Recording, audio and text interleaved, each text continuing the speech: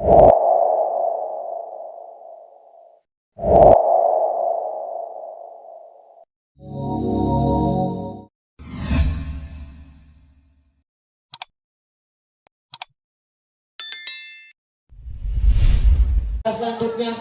dengan nomor peserta 688 atas nama Muhammad Syahri Ramadhan.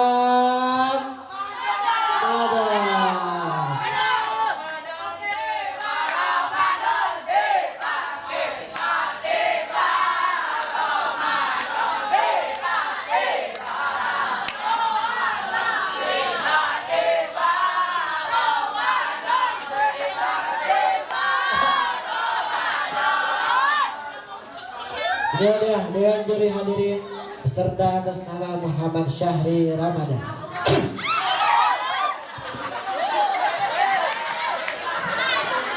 Saya mau nanya, ada yang bisa bawa mobil gak? Pindahin Alphard saya di samping.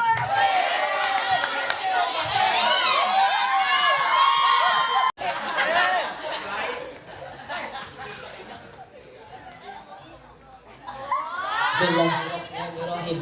Assalamualaikum warahmatullahi wabarakatuh. Waalaikumsalam warahmatullahi wabarakatuh. Alhamdulillahi alamin. Wassalatuhu wassalamuhu ala sayyidina Muhammadin asrafil mursalin wa khattamun nabiyyin wa ala alihi thayyibin wa ashabihi tahirin ajmain. Amma ba'du. Hadratil mukarramin, para alimin ulama, para kiai, para dewan asatiz wal asatizah, bil khusus guru kita bersama selaku pimpinan Pondok Pesantren Nurul Hidayah Bil Wadi, yakni Abina Kiai Haji Muhammad Bazri beserta Umina dan keluarga besarnya, yang mudah-mudahan Allah panjangkan umurnya, Allah sehatkan badannya, Allah kabulkan segala hajat dan keinginannya, dan mudah-mudahan Allah istiqomahkan dalam mengajar dan mendidik kita semua. Amin ya Allah ya Rabbal Alamin. Yang terhormat Dewan Juri dan Dewan Hakim jamaah yang dimuliakan oleh Allah Subhanahu wa Ta'ala, puji beserta syukur marilah kita panjatkan kehadirat Allah Subhanahu wa Ta'ala.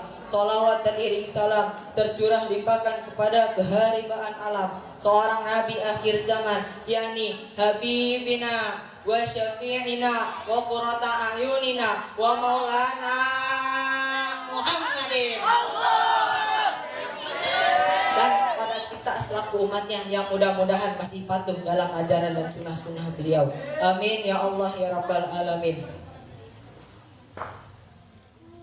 Hadirin rahimakumullah, setiap orang pasti memiliki problem atau masalah di dalam kehidupannya masing-masing. Entah dari masalah ekonomi, masalah keluarga, bahkan mungkin dari masalah kehidupan kita sehari-hari. Akan tetapi hadirin, jikalau masalah tersebut kita hadapi dan kita selesaikan dengan cara yang benar, maka kita akan merasa puas. Akan tetapi hadirin, jikalau masalah tersebut kita tidak hadapi dan kita tidak lawan, maka kita akan menjadi bingung, bahkan merasa pusing gara-gara mikirin masalah tersebut. Betul Bu? Betul apa betul? Udah mah pusing mikirin ekonomi, pusing mikirin keluarga, ditambah pusing lagi mikirin teman yang habis jatuh semalam.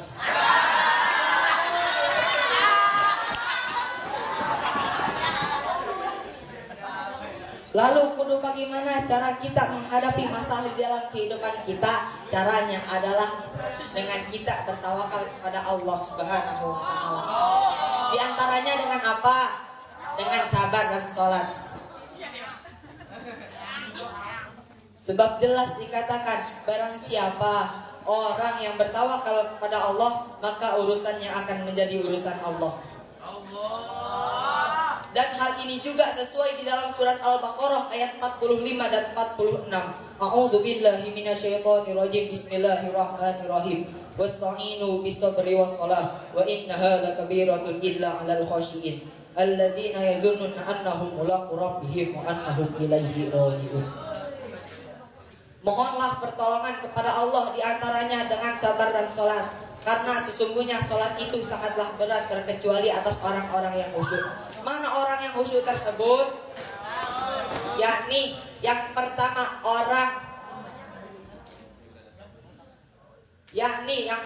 orang yang meyakini di dalam hatinya, yang meyakini di dalam dirinya akan berjumpa kepada zat Tuhannya, yakni Allah Subhanahu wa taala.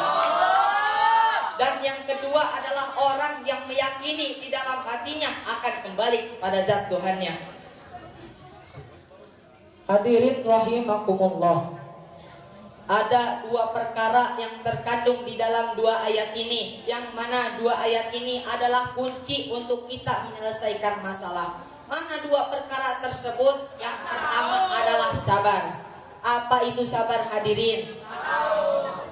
Di dalam tafsir Jalalain karangan Imam Jalaluddin Al-Mahalli dan Imam Jalaluddin As-Suyuti, sabar itu adalah al-habsu lin nafsi ala ma takrahu.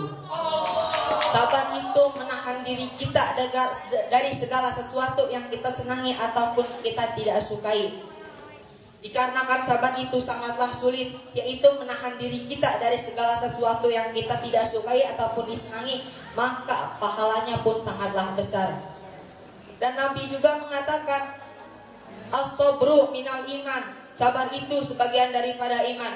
Dan Nabi juga mengatakan sabar itu terbagi tiga. Yang pertama ada orang yang sabar atas taat, yang kedua ada orang yang sabar atas maksiat, dan yang ketiga ada orang yang sabar atas ujian dan cobaan. Dikarenakan sabar ini sangatlah sulit, yaitu menahan diri kita dari segala sesuatu yang kita tidak sukai ataupun kita membencinya, maka pahalanya pun sangatlah besar. Seperti contoh, ada orang yang sabar atas taat, yaitu berupa menjalankan ibadah puasa. Karena puasa adalah salah satu bentuk pengujian daripada diri kita atas kesenangan. Maka kata Allah, as-saumuli, puasa itu untukku, wa anna ajzi bihi, dan aku yang akan membalasnya. Di sini Allah tidak menyebutkan apa ganjaran yang Allah berikan kepada orang yang berpuasa dan berapa ganjaran bilangannya.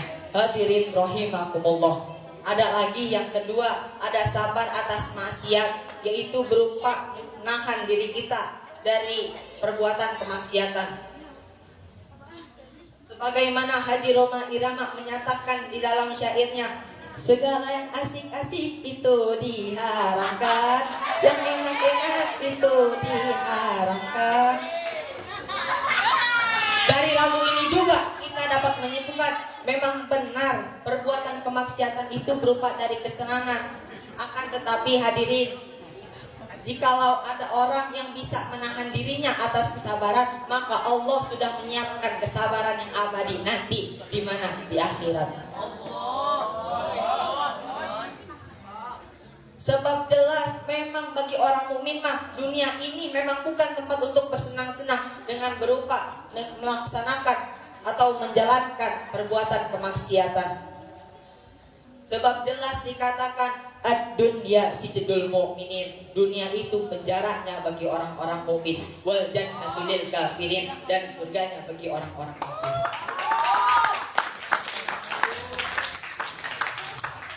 Hadirin rahimakumullah. Coba dah, sekarang mah di mana sih penjara yang enak? Kita mah orang mukmin ya, kita mah serba diharamin, serba dilarang. Kita makan anjing dilarang, makan babi dilarang. Jangankan itu, kita pun minum khamar diharamkan. Ineke, whisky, Jack Daniel, orang tua, anak bari, kopi miring. Jangankan yang haram, yang halal pun Allah memerintahkan kepada kita, jangan makan berlebih-lebihan. Hadirin rahimakumullah. Ada lagi yang ketiga nih, ada sabar atas ujian dan cobaan, yaitu berupa menahan diri kita dari segala sesuatu yang kita sedang diuji oleh Allah Subhanahu wa taala. Tuan Syekh Abdul Qadir Al-Jailani mengatakan orang itu terbagi tiga. Yang pertama ada orang yang sabar atas taat. Yang pertama ada orang yang susah lalu ia bersabar. Dan yang kedua ada orang yang senang lalu ia bersyukur. Dan yang ketiga nih, hadirin nih, ini tingkatan yang paling tinggi nih. Ada orang yang susah tapi dia bersyukur kepada Allah Subhanahu wa taala. Dia kehilangan duit, dia kehilangan suatu barang apapun yang dia anggap itu berharga, dia tetap mengucapkan alhamdulillahirabbil alamin. Makanya nih hadirin, tanamkanlah, yakinkanlah di dalam hati kita tatkala Allah sedang menguji kepada kita, yakinkanlah di dalam diri kita Allah sedang memberikan dua keistimewaan kepada kita. Keistimewaan yang pertama, Allah sedang mengangkat derajat kita, dan keistimewaan yang kedua, Allah sedang menghapuskan dosa-dosa kita, yang mana dosa ini tidak akan pernah bisa dihapus terkecuali dengan cara pengujian diri kita sendiri. Hadirin rahimakumullah. Ada lagi nih yang kedua. Ada lagi nih yang kedua nih, yaitu apa? Sholat. Kenapa Allah sampai memufradkan lafaz as-sholah, hadirin? Ada yang tahu apa enggak? Jatuh hadirin, berarti dia nggak mau dipakai. Karena dulu ya. Lanjut lagi. Ada lagi nih yang kedua. Yang kedua adalah sholat. Kenapa Allah sampai memufradkan lafaz as-sholah, hadirin? Ada yang tahu apa enggak? Karena saking agung-agungnya sholat, dan tidak ada suatu urusan apapun yang tidak dijawab di dalam sholat. Dan keistimewaan, dan bagi orang-orang yang bisa menghadirinya atas segala sesuatu yang disukai ataupun tidak disenangi, maka Allah sudah menyiapkan pada mereka apa yang sudah Allah siapkan. Hadirin rahimakumullah. Mungkin hanya segini saja yang bisa saya sampaikan, kurang lebihnya mohon dimaafkan. Kun masofa wa ada makadar ihdinas siratal mustaqim. Assalamualaikum warahmatullahi wabarakatuh.